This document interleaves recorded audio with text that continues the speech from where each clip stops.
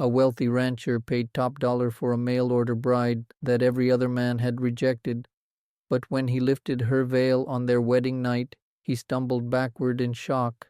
What he discovered would change not just his life, but the entire town of Crimson Valley forever. Welcome back to Western Stories. If you love tales of the Old West filled with mystery, redemption, and unexpected twists, you're in the right place. Don't forget to hit that like button, share this story with fellow Western fans, and subscribe for more incredible frontier tales every week. Now settle in as I take you back to 1882 to a story that no one saw coming. The autumn wind howled through Crimson Valley like a wounded animal, carrying with it the scent of sagebrush and distant rain. Marcus Thornfield stood on the platform of the railway station, his calloused hands gripping a telegram that had arrived 3 weeks prior.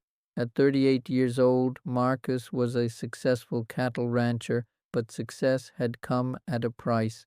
Years of building his empire had left him isolated, alone in a sprawling ranch house that echoed with emptiness. The telegram was from a matrimonial agency in Boston. It was brief, almost cold. Miss Eleanor Ashworth, age 26, available for immediate travel. Previous arrangements fell through. Will accept any reasonable offer. Those words haunted Marcus. Previous arrangements fell through. In the world of mail-order brides, that phrase was a red flag. It meant something was wrong, something that made other men reject her. But Marcus wasn't like other men. He'd sent his payment anyway, double the usual fee, asking no questions. The train's whistle pierced the afternoon air, and Marcus felt his heart hammering against his ribs. What was he thinking? He'd committed to marrying a complete stranger, a woman others had turned away.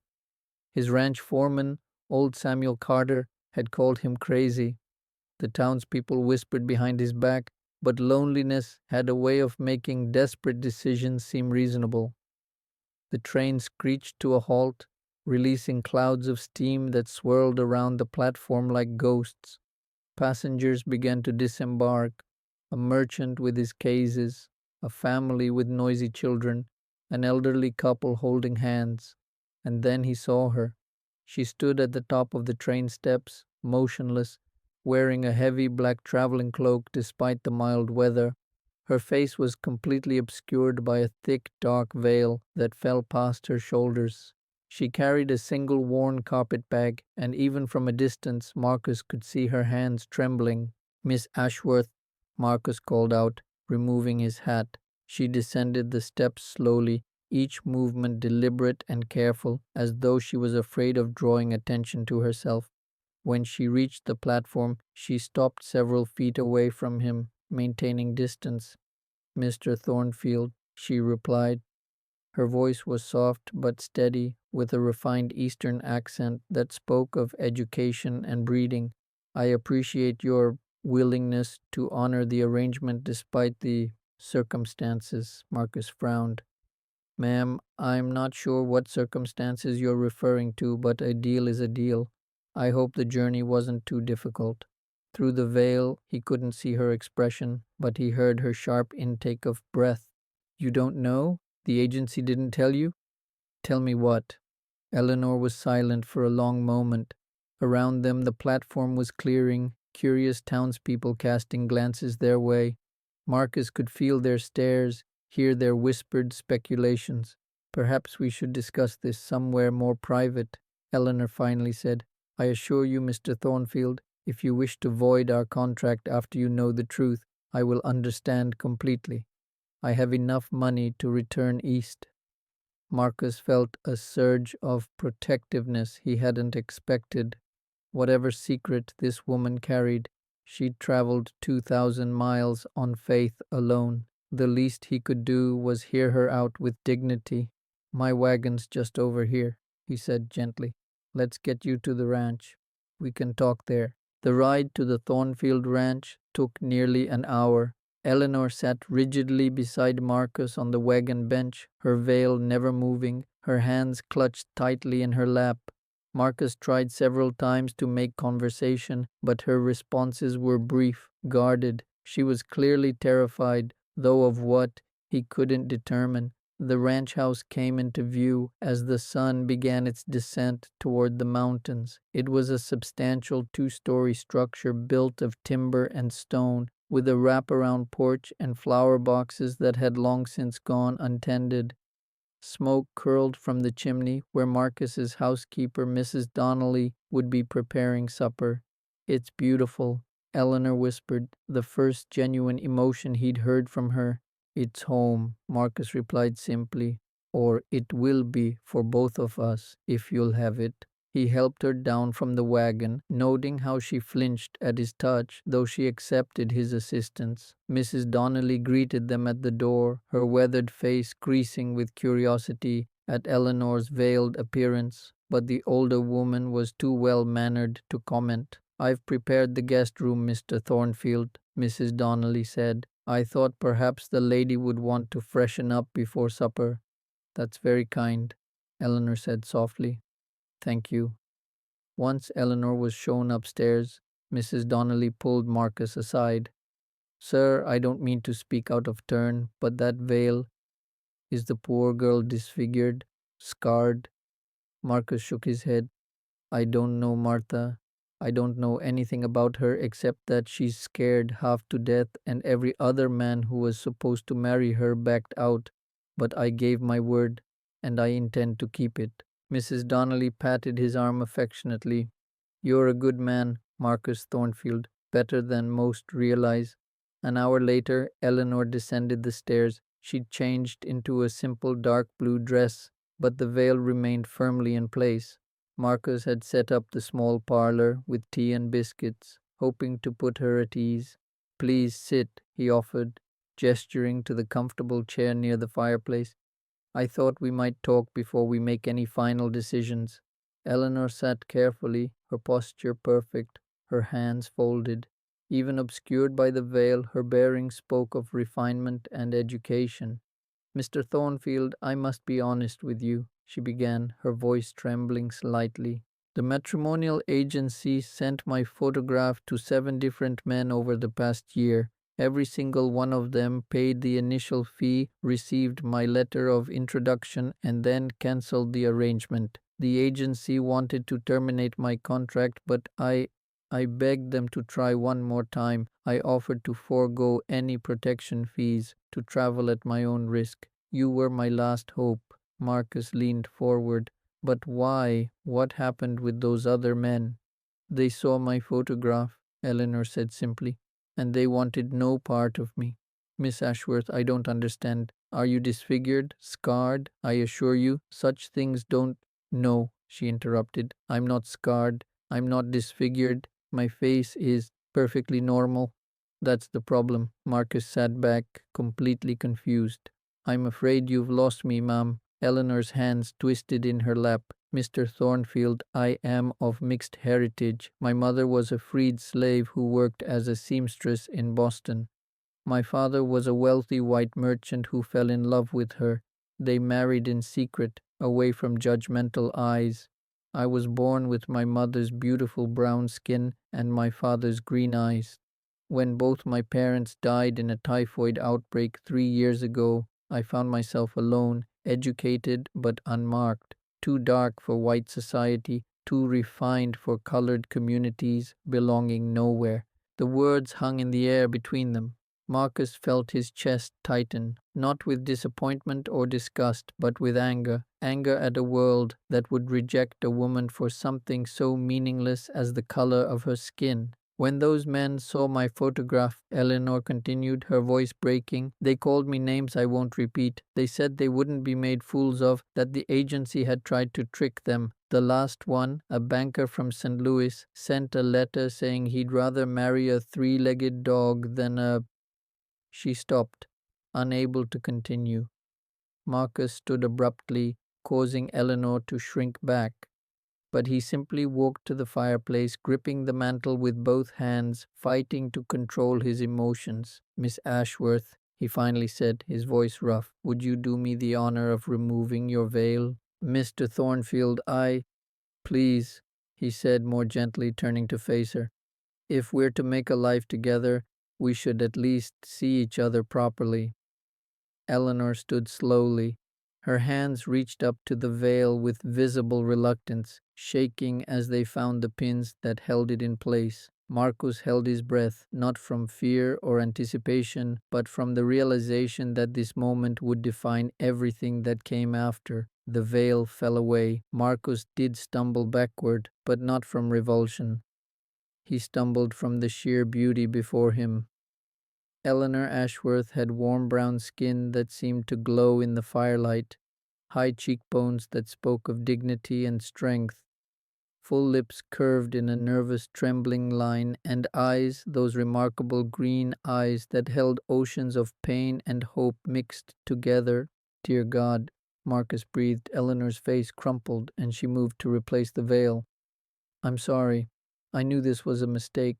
I should never have. You're the most beautiful woman I've ever seen. Eleanor froze, her hands still clutching the veil. What? Marcus crossed the room in 3 strides, stopping just before her. Those men were fools and cowards. Every last one of them. Miss Ashworth, Eleanor, I would be honored to have you as my wife. But I need you to understand something. I won't have you thinking I'm doing you a favor out of pity. I'm the one receiving the gift here. Tears spilled down Eleanor's cheeks. You truly mean that? I do, Marcus said firmly. But I also want you to know that we don't have to rush into marriage. You can stay here as long as you need. Take time to adjust, to get to know me and the ranch. When you're ready, if you're ever ready, we can make things official. There's no pressure. Eleanor shook her head, a small smile breaking through her tears. Mr. Thornfield, I've been ready for 3 years. I'm ready now. If you're truly willing, I'd like to marry you as soon as possible. I've had enough of being in limbo, of not belonging anywhere. You're offering me a home, a place to call my own. That's all I've ever wanted. They were married 3 days later in the small church at Crimson Valley. Reverend Michaels performed the ceremony with a sternness that suggested disapproval, though he didn't voice it. The only witnesses were Mrs. Donnelly, Samuel Carter, and a handful of ranch hands who respected Marcus too much to question his choices. The townspeople were less charitable. As Marcus and Eleanor walked down the main street after the ceremony, whispers followed them like shadows. Women clutched their children closer. Men shook their heads. The owner of the general store, Albert Henderson, actually stepped back into his shop and locked the door when he saw them approaching. Eleanor's hand tightened on Marcus's arm. Perhaps we should go straight home. Perhaps we should get you a proper wedding gift, Marcus countered, leading her deliberately toward Henderson's store. He knocked firmly on the locked door. Albert, open up. My wife needs supplies. Through the glass, Henderson's red face appeared. I'm closed. It's 2 in the afternoon, Marcus called back. Now open this door or I'll take my business, all of my business, to Millerville permanently. That includes my monthly order that keeps this store afloat during winter. The lock clicked. Henderson opened the door reluctantly, his eyes avoiding Eleanor completely. What do you need? Whatever my wife wants, Marcus said firmly, ushering Eleanor inside. Eleanor moved through the store with quiet dignity, selecting fabric for curtains, thread, needles, a new set of cooking pots, and finally a beautiful leather-bound journal. Marcus paid without question, noting the exact amount so he could verify he wasn't being cheated. As they left, they nearly collided with Sarah Brennan, the town's self-appointed moral guardian and worst gossip. Sarah's eyes widened at the sight of Eleanor, her face contorting with undisguised disdain. Marcus Thornfield, Sarah said loudly, ensuring everyone on the street could hear. Have you lost your Christian mind? Marrying one of them? What would your poor mother say? Marcus felt Eleanor try to pull away, but he held her hand firmly. Mrs. Brennan, my mother would say that she raised me to judge people by their character, not their appearance. She would also remind me that the Bible speaks quite clearly about loving your neighbor and leaving judgment to God. Perhaps you should revisit those passages.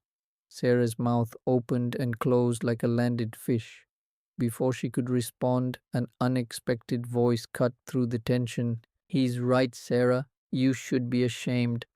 Everyone turned to see Martha Donnelly stepping forward, her worn face fierce with conviction.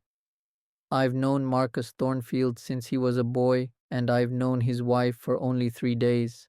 But in those 3 days, I've seen more kindness, more grace, and more Christian charity from Eleanor Thornfield than I've seen from you in 20 years. If anyone should leave town, it's not them." A murmur ran through the gathered crowd. Sarah's face turned purple, but she spun on her heel and marched away, her skirts swishing indignantly. Marcus squeezed Eleanor's hand. "Thank you, Martha." "Just speaking the truth," Mrs. Donnelly replied. "Now let's get you two home. You've had enough excitement for one day." The first months of marriage were an adjustment for them both. Marcus had lived alone for so long that having another person in his space felt strange at first. But Eleanor moved through the house like sunlight, opening windows, planting flowers, filling the emptiness with life and laughter. She was an extraordinary cook, having learned from her mother. The ranch hands began finding excuses to visit the main house around mealtimes, drawn by the scents of fresh bread and savory stews. Eleanor welcomed them all, learning their names, asking about their families, treating each man with the respect they'd rarely experienced. Slowly, almost imperceptibly, things began to change. Samuel Carter's wife, Rebecca, defied the town's social conventions and visited Eleanor one afternoon. The two women discovered a shared love of gardening and books. Rebecca began bringing her children to play in Eleanor's flower gardens. Then came the incident with young Timothy Hale. The boy, only 8 years old, had been playing near the creek when a rattlesnake struck his leg. His terrified mother, Catherine Hale, lived 2 miles from town and 5 miles from the nearest doctor. In her panic, she did the only thing she could think of.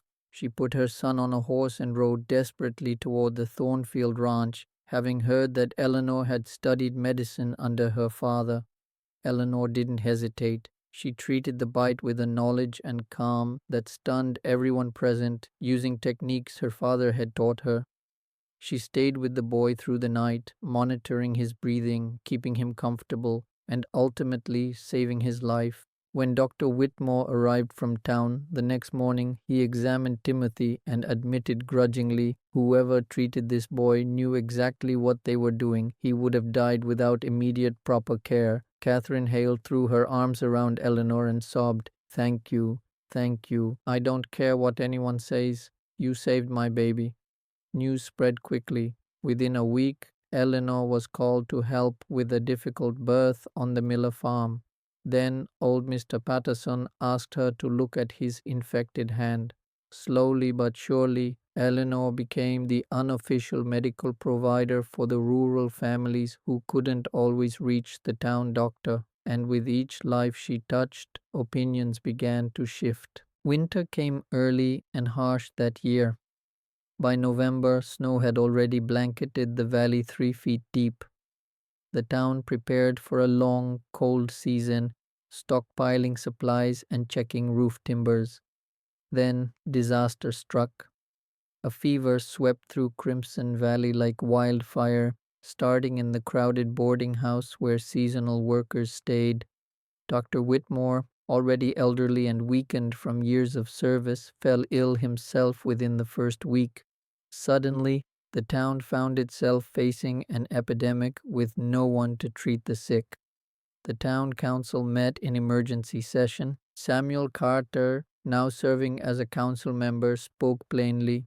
"We need Eleanor Thornfield's help. There's no one else with medical training, and people are dying." "I won't have that woman in my house," Sarah Brennan declared. "I'd rather take my chances with the fever." "Then you're a fool," Rebecca Carter snapped back. "She saved my neighbor's son. She's helped half the families in this valley. Pride won't keep you warm when you're burning with fever." The argument raged for hours. Finally, Mayor Douglas made an executive decision. He would personally request Eleanor's assistance.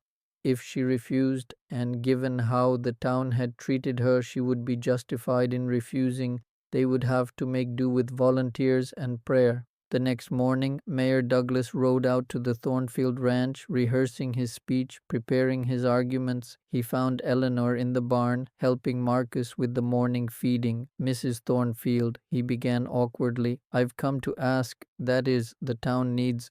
We have a situation." Eleanor set down the bucket she was carrying and listened as the mayor explained the crisis. When he finished, she was silent for a long moment.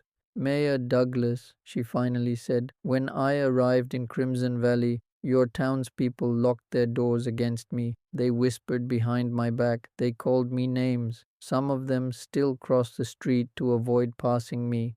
And now you want my help." The mayor's face reddened with shame. "You're absolutely right to refuse. I wouldn't blame you.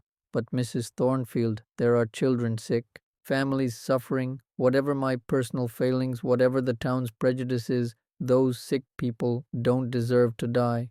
Marcus stepped forward, placing a hand on Eleanor's shoulder. "It's your choice, Eleanor. No one would fault you for saying no."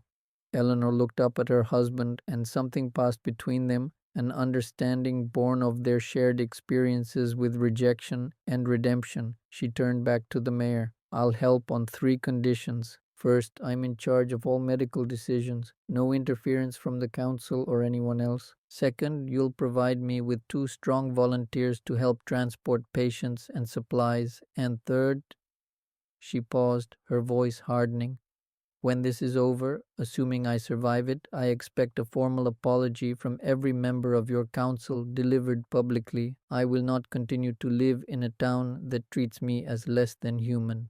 Mayor Douglas nodded eagerly.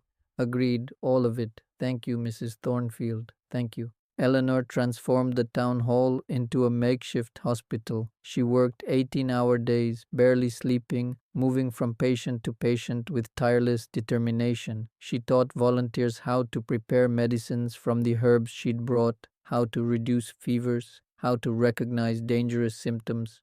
Marcus stayed by her side whenever possible, serving as her assistant, protecting her from anyone who might still harbor prejudice even in crisis. He watched with growing admiration as his wife revealed her true strength, her remarkable courage, her deep well of compassion. Sarah Brennan fell ill in the second week. Her family brought her to the town hall reluctantly, knowing Eleanor was in charge. Eleanor didn't hesitate. She treated Sarah with the same care she gave everyone else, spending extra time monitoring her breathing, adjusting her medicines, ensuring she had plenty of fluids. When Sarah's fever finally broke, she opened her eyes to find Eleanor sitting beside her bed, exhausted but vigilant. "Why?" Sarah whispered hoarsely. "After everything I said, why did you save me?" Eleanor smiled wearily. "Because that's what doctors do, Mrs. Brennan. We save lives, all lives, even the ones belonging to people who hate us." Tears slid down Sarah's weathered cheeks. "I was wrong. God forgive me, I was so wrong about you." The epidemic lasted 6 weeks. 12 people died, including Dr. Whitmore, who had caught the fever while trying to help despite his own failing health. But 37 people survived who would have certainly died without Eleanor's intervention. The town knew it. Everyone knew it. When the last patient recovered and the quarantine was lifted, the town council called a special meeting. Every citizen of Crimson Valley was invited to attend. The small church couldn't hold everyone, so they gathered in the street outside. Mayor Douglas stood on the church steps, Eleanor and Marcus beside him. "Citizens of Crimson Valley," the mayor began, his voice carrying across the crowd. "We owe our lives to Eleanor Thornfield, not just those who were sick, but all of us. She could have refused to help us. After the way we treated her, she had every right to refuse, but she didn't. She put aside her own justified anger and saved this town." He turned to Eleanor. "Mrs. Thornfield, on behalf of the entire town council and myself personally, I apologize for our prejudice, our cruelty, and our ignorance. We failed to see your humanity because we were blinded by our own stupidity. We were wrong, and we are deeply, profoundly sorry." One by one, the council members stepped forward and echoed his apology. Then something unexpected happened. Catherine Hale, the mother whose son Eleanor had saved from the snake bite, stepped forward. "I want to say something," Catherine announced. "Mrs. Thornfield saved my son when no one else could. She asked for nothing in return, and during the epidemic she worked herself nearly to death for all of us. I, for one, am proud to call her my neighbor. I'm proud to call her my friend." "Hear, hear!" Samuel Carter shouted. Rebecca Carter stepped forward next. "Eleanor Thornfield is a woman of exceptional skill, compassion, and grace. Any town would be lucky to have her. We should be thanking God she chose to stay here after the shameful way we treated her." More voices joined in. One by one, townspeople stepped forward to offer their thanks, their apologies, their acceptance. Even some of Eleanor's harshest critics found the courage to admit they'd been wrong. Sarah Brennan approached last, supported by her daughter. "Mrs. Thornfield, I've been a hateful old woman, and I'm ashamed of it. You showed me what true Christian charity looks like. I hope you can forgive me." Eleanor took Sarah's weathered hands in her own. "Of course I forgive you, Mrs. Brennan. We all make mistakes. What matters is that we learn from them." Marcus watched his wife with overwhelming pride and love. She had faced down prejudice, hatred, and fear with nothing but courage, skill, and compassion. She had transformed not just his life, but an entire community. 5 years later, Eleanor Thornfield stood in the doorway of the Crimson Valley Medical Clinic, the town's first official healthcare facility funded by grateful patients and community donations. Her name was painted on the door in gold letters, Dr. Eleanor Thornfield, General Medicine. She'd passed the territorial medical examination on her first attempt, despite several examiners' initial skepticism. Now she served as the valley's primary physician, training 2 young assistants and corresponding with medical schools back east about the latest treatments and techniques. Marcus joined her, slipping an arm around her waist. At his side, their 3-year-old daughter Grace clutched her father's hand. She had inherited her mother's green eyes and warm brown skin, her father's stubborn determination. "Ready to go home?" Marcus asked. "Almost," Eleanor replied. "One more patient to see." She turned back into the clinic, where a young woman waited nervously, a mail-order bride who had just arrived in town and needed a medical examination before her wedding. The woman was Chinese, clearly terrified of the reception she might receive. Eleanor smiled warmly, remembering her own fear all those years ago. "Welcome to Crimson Valley," she said gently. "You're going to love it here. We're a community that believes in second chances and open hearts. Come, sit down. Let's make sure you're healthy and ready for your new life." As the young woman relaxed visibly, Eleanor caught Marcus's eye through the doorway. He nodded, understanding perfectly. The cycle of prejudice could only be broken by people willing to extend kindness, one person at a time, one day at a time. That night, as they sat on their porch watching the sunset over the mountains, Marcus turned to Eleanor. "Do you ever regret it? Choosing me? Choosing this place?" Eleanor laughed softly. "Regret? Marcus, you gave me something I'd never had before. A home, a purpose, acceptance. You saw me when everyone else only saw my skin. You loved me when I thought I was unlovable. How could I possibly regret that?" "I'm the lucky one," Marcus insisted. "Every single day, I thank God you answered that telegram." Eleanor nestled against his shoulder. "We're both lucky. We found each other when we needed each other most, and together we built something beautiful." Grace ran up to them, carrying a butterfly she'd caught. "Mama, look, pretty." "Very pretty, sweetheart," Eleanor agreed. "But butterflies need to be free to fly. Let's let it go together."